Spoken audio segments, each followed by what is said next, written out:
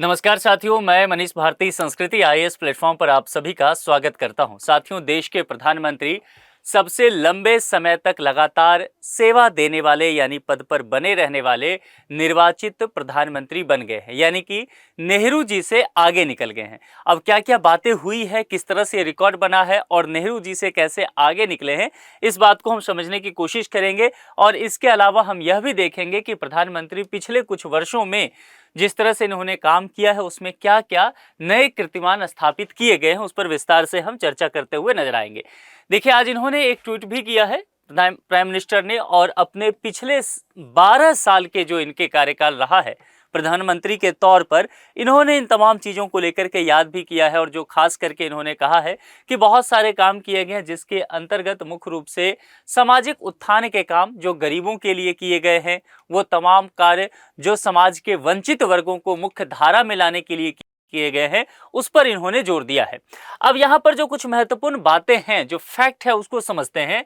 जैसा मैंने कहा कि प्राइम मिनिस्टर बतौर इलेक्टेड प्रधानमंत्री हमारे देश के पहले प्रधानमंत्री जवाहरलाल नेहरू जी से आगे निकल चुके हैं। यानी कि कितने दिन तक प्रधानमंत्री कार्यालय में लगातार वो रहते हैं, शब्द पर ध्यान दीजिएगा, इलेक्टेड कहा जा रहा है, यानी कि चुनाव जीत करके आने की बात की जा रही है।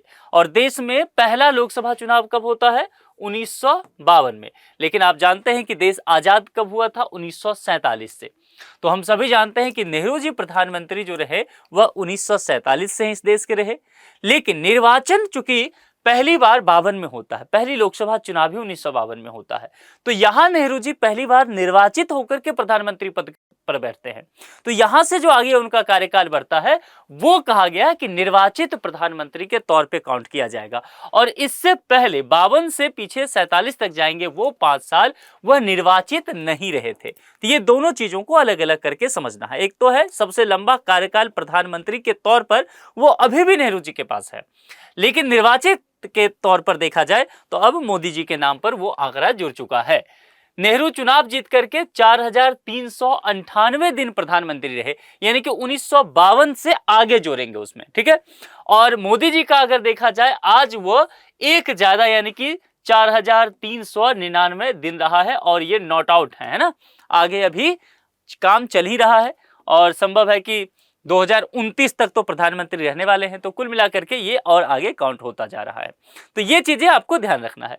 इसे अभी जोड़ दे तो नेहरू का कुल कार्यकाल, अगर यानी कि जो यहाँ नेहरू जी का कार्यकाल है 4398 दिन, वह चुनाव जीत करके प्रधानमंत्री बने उतने दिन का है। लेकिन ये जो 5 साल है, इस 5 साल को भी अगर ऐड कर दिया जाए तो उनका कार्यकाल 6131 दिन का हो जाएगा। यानी कि इस लिहाज से सबसे लंबे समय तक फिर रहने वाले प्रधानमंत्री पद पर नेहरू जी ही रहेंगे, ठीक है। अब देखिए, इलेक्टेड पीएम की बात किया जाए तो यहाँ पर 4399 दिन जो है वो प्रधानमंत्री रहे हैं। नेहरू जी का 4398 दिन रहा है। ऊपर के ये 1733 दिन जो है नॉन इलेक्टेड पीएम रहे थे, चुनाव नहीं हुआ था। इंदिरा गांधी की अगर बात करें तो 4077 दिन तक ये रही थी, और अन्य कार्यकाल इनका अगर देखा जाए तो 1753 दिन का रहा। इसके अलावा यहाँ पर प्राइम मिनिस्टर मनमोहन सिंह जी का देखेंगे तो वह 3654 दिन तक रहा, तकरीबन 2 टर्म इन्होंने पूरा किया था। तो कुल मिलाकर के कहा जाए कि यहां पर अगर देखा जाए देश में सबसे ज्यादा लगातार 9000 से ज्यादा दिन तक का सत्ता प्रमुख रहने का रिकॉर्ड भी नरेंद्र मोदी जी के पास है। क्यों ऐसा है? पहले गुजरात के ये सीएम रहे हैं और फिर देश के पीएम रहे। तो गुजरात के सीएम ये लगातार रहे, ऐसा नहीं रहा कि सीएम रहे फिर चुनाव हार गए हो फिर पीएम बने हो, नहीं, वहां सीएम रहे ही, यहां पीएम बने तो वहां रिजाइन दिया और प्राइम मिनिस्टर के पद पर बैठ गए। तो ऐसा करने वाले ही अगर देखा जाए जोड़ करके तो फिर 9000 दिन से ज्यादा ये मामला बढ़ जाता है। अब यहां पर इनके 12 साल का तकरीबन कार्यकाल जो प्रधानमंत्री पद पर अब हो गया है, जरा कुछ महत्वपूर्ण चीजें समझते हैं। इस 12 साल में 12 महत्वपूर्ण फैक्ट हम देखेंगे जो इनसे जुड़ा हुआ है। सबसे बड़ी बात क्या है इनके लिए, जिस पार्टी से आते हैं, भारतीय जनता पार्टी। भारतीय जनता पार्टी का जब ये प्रधानमंत्री बनते हैं उसके बाद तेजी से विस्तार होता है, और कहा गया कि यह पार्टी जो है दुनिया की सबसे बड़ी पार्टी है। इस लिहाज से अगर देखा जाए तो यह भी भारतीय लोकतंत्र के लिहाज से देखेंगे तो अच्छा है कि दुनिया की सबसे बड़ी पार्टी अगर किसी देश में है तो वह भारत में है। तो कुल मिलाकर के ये चीन की कम्युनिस्ट पार्टी जो सीपीसी है उसमें तकरीबन 9.9 करोड़ लोग शामिल हैं, यानी कि उनके अपने कार्यकर्ता हैं। और बीजेपी के पास जो है तकरीबन 14 करोड़ कार्यकर्ता है। तो कुल मिलाकर के डेमोक्रेसी के लिहाज से देखा जाए तो ये इसे बेहतर माना जाएगा। अब अगर देखेंगे प्राइम मिनिस्टर, तो प्राइम मिनिस्टर का अपना कामकाज करने का जो तरीका है, और खास करके बात की जाती है पीएमओ। पीएमओ क्या है? प्राइम मिनिस्टर ऑफिस, यानी कि प्राइम मिनिस्टर किस तरीके से कार्य करते हैं, उनके साथ कौन बड़े सीनियर ऑफिसर्स होते हैं, कोई पार्लियामेंट्री बोर्ड है या एग्जीक्यूशन बोर्ड है, नेशनल काउंसिल है, वो किस तरह से काम करते हैं। इसके लिए जब ये प्रधानमंत्री बने तो टॉप 4 कमिटी बनाई गई, जिसमें एक जो है नेशनल एक्सक्लूसिव रहा, पार्लियामेंट्री बोर्ड रहा, सेंट्रल इलेक्शन कमिटी रहा और नेशनल काउंसिल भी रहा। तो इन चारों बोर्ड के जो सदस्य हैं प्राइम मिनिस्टर हैं, और जो आखिरी फैसला लिया जाएगा उन तमाम आखिरी फैसला पे प्राइम मिनिस्टर नरेंद्र मोदी की मुहर होती है। तो कुल मिलाकर के अगर देखा जाए तो पीएमओ को एक नए तौर तरीके से इन्होंने काम करने पर लगाया। हर एक प्रधानमंत्री देखिए जब आते हैं तो अपने तौर तरीके तो अपनाते ही हैं, और वही प्रधानमंत्री नरेंद्र मोदी भी करते हुए नजर आए। इसके अलावा इन्होंने एक भरोसेमंद अपना टीम बनाया, और टीम में अगर देखा जाए तो जो महत्वपूर्ण फैसला ले सके, जैसे कि जीएसटी को लेकर के एक महत्वपूर्ण फैसला लिया गया। इसके अलावा आप जानते हैं फ्रांस से जो राफेल सौदा हुआ था, तो वो वहाँ एक पीएमओ के ऑफिसर जो है विनय मोहन क्वात्रा, उनका महत्वपूर्ण योगदान रहा।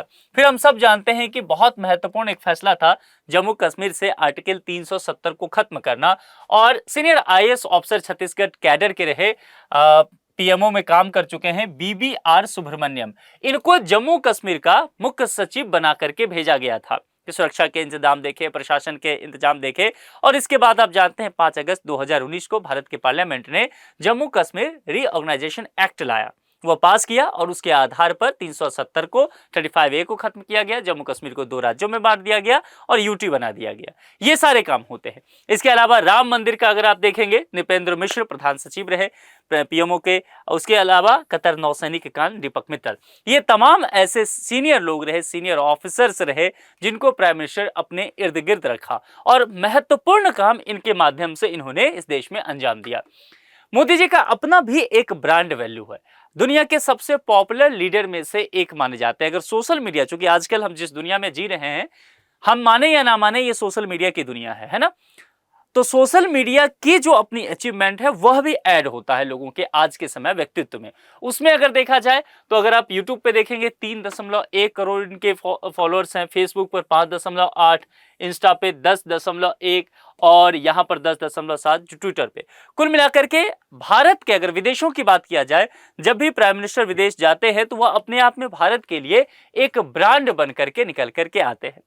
कुछ बातें रही हालांकि कुछ चीजों को लेकर के, कई बार बातें भी किया गया, कई बार इनकी आलोचना भी की गई, जिसमें महंगे कपड़े और इनका जो अपना एक स्टाइलिश लुक रहा है, पर्सनालिटी रहा है। खास करके जब भी अगर आपको ध्यान हो, ये लाल किला पर ध्वजारोहण के लिए जाते हैं 15 अगस्त को, तो हर बार क्या होता है कि अलग तरह का वस्त्र पहनते हैं, साफा बांधते हैं।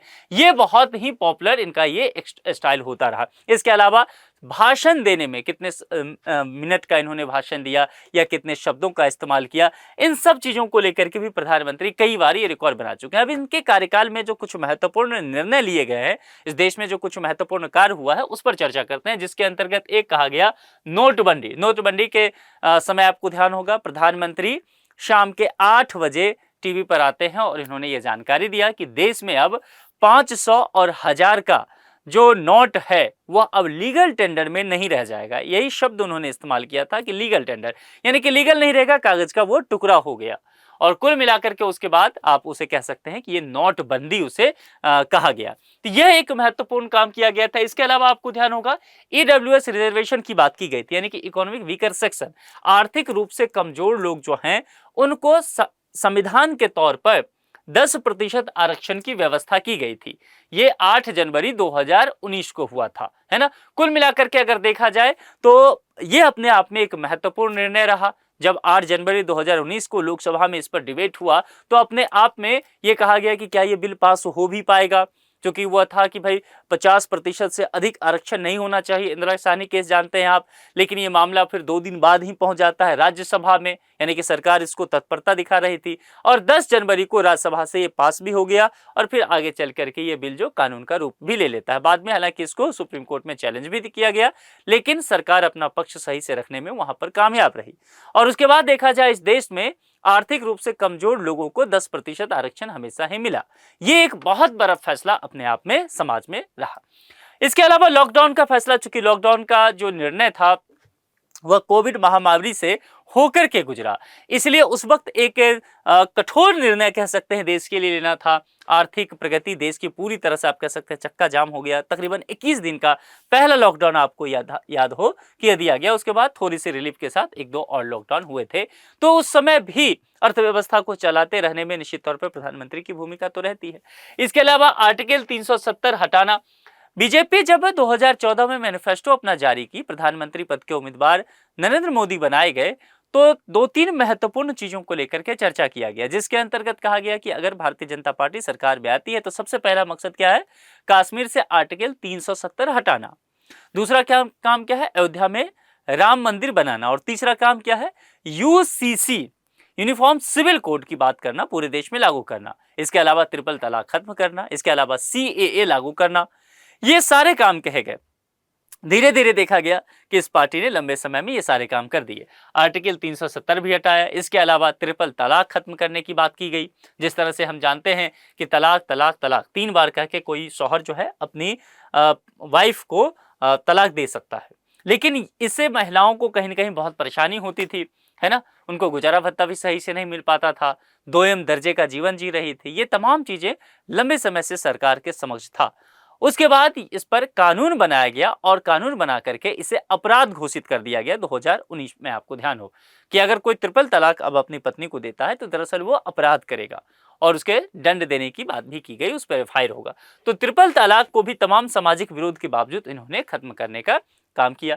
इसके अलावा सीएए क्या है, सिटीजनशिप अमेंडमेंट एक्ट, ये कब आया था, 2019 में। इसके अंतर्गत कहा गया कि 3 देश में, एक पाकिस्तान, दूसरा बांग्लादेश, तीसरा अफगानिस्तान, इस 3 देश से जो माइनॉरिटीज आते हैं, इन तीनों देश के माइनॉरिटी, चाहे वह हिंदू हो, बौद्ध हो, सिख हो, है ना, ईसाई भी हो जाएंगे, ये तमाम जो माइनॉरिटी है, मुस्लिम नहीं, चूंकि ये तीनों देश हैं, पाकिस्तान, बांग्लादेश या अफगानिस्तान देखेंगे, ये तीनों देश इस्लामिक कंट्री है, मुस्लिमों की संख्या वहां ज्यादा है, तो बाकी धर्म के लोग वहां अल्पसंख्यक हो गए। तो ये पड़ोसी भी हमारे हैं। यहां से धार्मिक आधार पर उत्पीड़न होते हुए गैर मुस्लिम जो भारत में आएंगे 31 दिसंबर 2014 से पहले जो आ गए थे, उनको नागरिकता देने के लिए सीए लाने की बात की गई, तमाम विरोध के बावजूद। यहाँ पर शाहीन बाग का घटना आपको याद होगा, लंबे समय तक विरोध चलता रहा, लेकिन इसके बावजूद सरकार इसको धरातल पर लाने में कामयाब रही। तो एक महत्वपूर्ण निर्णय हुआ। इसके अलावा आपको ध्यान होगा, लाहौर दौरा याद है आपको, प्राइम मिनिस्टर नरेंद्र मोदी का 2015 में हुआ था।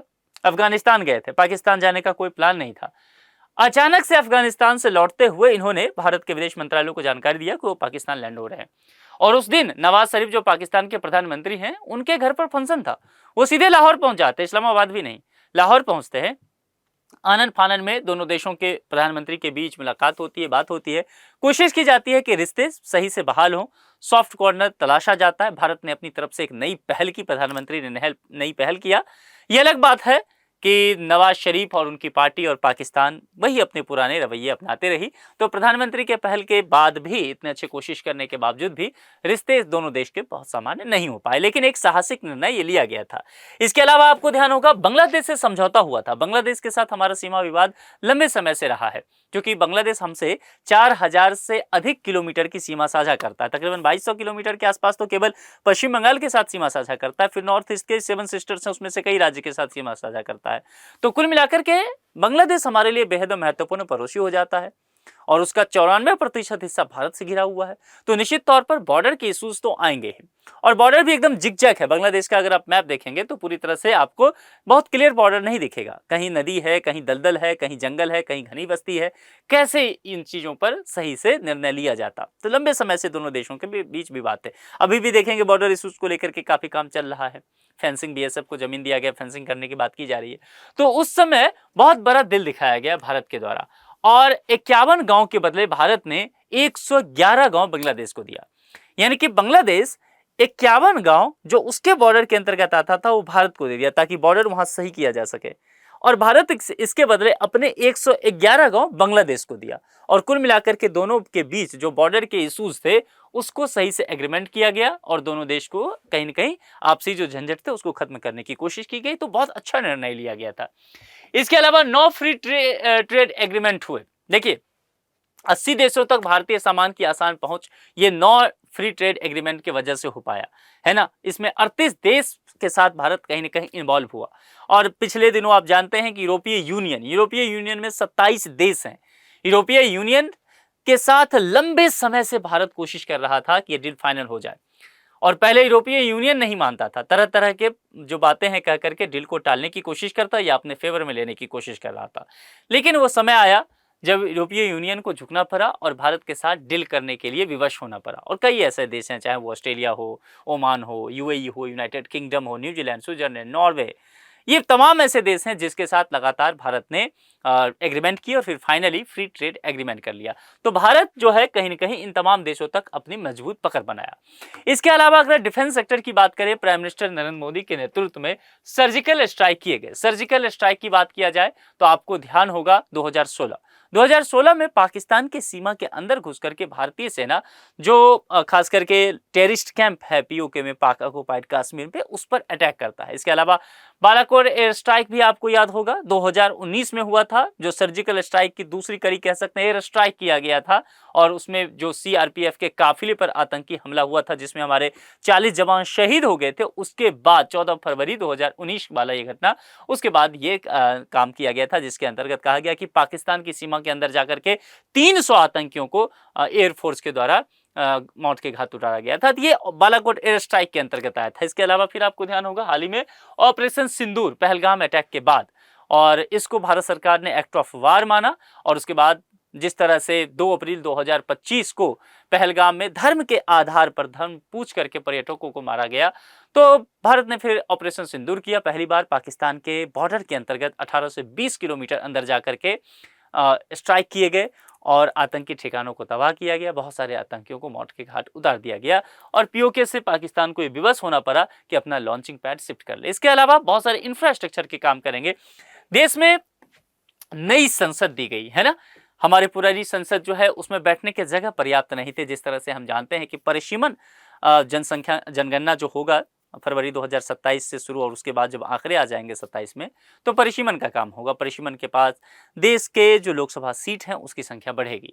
कुछ रिपोर्ट कहते हैं कि संख्या बढ़कर के 800 से अधिक जा सकता है। तो पुराने पार्लियामेंट से काम चलता नहीं, उतने मेंबर ऑफ पार्लियामेंट कहाँ बैठते। तो कुल मिलाकर के एक नई पार्लियामेंट बनाने की बात की गई और फिर ये 2019 से शुरू हुआ और फिर 28 मई 2023 को इसका उद्घाटन भी हो गया। इसके अलावा भारत मंडपम, प्रगति मैदान आपको पता होगा, वहीं पर भारत मंडपम तैयार किया गया। विशाल ये भारत मंडपम है जिसमें बहुत सारे अंतर्राष्ट्रीय और राष्ट्रीय स्तर के आयोजन होते हैं। खास करके G20 आपको ध्यान होगा वो यहीं पर आयोजन किया गया था। वार मेमोरियल आपको पता होगा, नेशनल वार मेमोरियल ये है जहां पर हम अपने सैनिकों के कह सकते हैं सम्मान के लिए इसे तैयार करके रखें। तो कुल मिलाकर के देश में बहुत सारे ऐसे नए इंफ्रास्ट्रक्चर हुआ जो देखने को मिला। इसके अलावा अगर आप देखेंगे स्टैच्यू ऑफ यूनिटी, ये कहाँ पर है, ये गुजरात में है। और सरदार वल्लभ भाई पटेल जो हमारे देश के पहले उप प्रधानमंत्री और गृह मंत्री थे, उनकी यह स्टेच्यू यहाँ पर बनाई गई जो एकता की बात करती है ना, यूनिटी की बात यहाँ पर की जाती है। इसके अलावा राम मंदिर, एक महत्वपूर्ण निर्णय सुप्रीम कोर्ट के द्वारा हुआ। उसके बाद राम मंदिर का यहाँ पर कह सकते हैं कि प्राण प्रतिष्ठा हुआ मूर्ति का, और एक तरह से पूरी अयोध्या पर्यटन नगरी में बदल गई। तो कुल मिलाकर के देखा जाए तो एक बहुत अच्छा फैसला ये आया और सरकार ने इसको बहुत अच्छे से हैंडल किया। सामाजिक सौहार्द बिगड़ने की जो बात की जा रही थी, करोड़ बेस देखा गया कि उसमें सरकार सफल रही कि सामाजिक सौहार्द को सही से बना करके रखी। इसके अलावा एक बहुत बड़े स्टेडियम बनाया गया, नरेंद्र मोदी स्टेडियम। ये अहमदाबाद में बनाई, दुनिया का सबसे बड़ा देखा जाए तो क्रिकेट स्टेडियम है। पूरी तरह से एक हालांकि स्पोर्ट कॉम्प्लेक्स ही है ये। अब संवाद को लेकर के चर्चा की गई। प्रधानमंत्री दुनिया भर के जो लीडर्स हैं उसके थोड़ी अपनी अलग छवि बना करके रखते हैं। कैबिनेट मीटिंग भी अगर होगा तो आप देखेंगे कैबिनेट मीटिंग में वो अलग से बैठते हैं। बाकी प्रधानमंत्री या चीफ मिनिस्टर वगैरह कैबिनेट मीटिंग लेते हैं तो सारे मिनिस्टर के साथ बैठते हैं। प्रधानमंत्री का कभी आप कैबिनेट मीटिंग देखिएगा जनरली तो यहाँ पर वो अलग से उनका एक चेयर होता है, बाकी सारे जो है मिनिस्टर इधर बैठते हैं, इधर प्रधानमंत्री रहते हैं और इधर रहता है। तो कैबिनेट मीटिंग करना यानी कि संवाद के तौर तरीके करना, प्लेयर से जाके मिलना, सफाई कर्मी से मिलना, है ना। तो कुल मिलाकर के जनसंवाद और खास करके मन की बात अक्टूबर 2014 से ही ये कर रहे हैं। तो कुल मिलाकर के अगर देखा जाए तो ये 12 साल का जो उनका कार्यकाल रहा है वह अपने आप में एक नायाब उदाहरण पेश करता है देश के लिए। बहुत सारे नए नए तरीके के काम हुए, हालांकि निश्चित तौर पर बहुत सारी नई चुनौतियां आई है और सही मायने में देखें तो अभी बहुत सारी अग्नि परीक्षाएं बाकी भी है, सरकार की भी और प्रधानमंत्री नरेंद्र मोदी की भी। अब यहाँ पर आपके लिए एक सूचना है। सूचना क्या है? संस्कृति आईएएस के द्वारा यूपीएससी जीएस फाउंडेशन का हाइब्रिड बैच शुरू किया जा रहा है, यानी कि ऑनलाइन और ऑफलाइन। ये बैच का मीडियम क्या होगा साथियों? ये इंग्लिश मीडियम का बैच होगा, ठीक है। अब इंग्लिश मीडियम का बैच संस्कृति आईएएस के दिल्ली केंद्र पर शुरू होने जा रहा है। ऑफलाइन, ऑनलाइन तो पहले से है ही, प्रयागराज में ऑफलाइन है ही, लेकिन दिल्ली में भी ऑफलाइन इंग्लिश मीडियम का बैच शुरू होने जा रहा है। वह 15 जून 2026 से, और यहां पर देखेंगे प्रयागराज में जो बैच स्टार्ट हो रहा है वो 7 जून 2026 से, ठीक है, ध्यान रखिएगा। तो यहां पर आप नामांकन करा सकते हैं। फी यहां पर 1,30,000 था, लेकिन अभी ऑफर में आपको छूट मिलेगा और यह केवल और केवल 39,000 में मिल जाएगा। एनरोलमेंट करने के लिए यहाँ पर कॉन्टैक्ट डिटेल्स दिया गया है 9555-124-124 या फिर sanskritIAS.com। इस पर विजिट करके आप अधिक जानकारी ले सकते हैं, नामांकन करा सकते हैं और फिर सिविल सर्विसेज की तैयारी में मजबूत कदम बढ़ा सकते हैं। आज के लिए इतना ही। जुड़ने के लिए आप सभी का बहुत बहुत शुक्रिया। यदि अभी तक आपने चैनल को सब्सक्राइब नहीं किया है तो सब्सक्राइब जरूर कर लें। Thank you so much.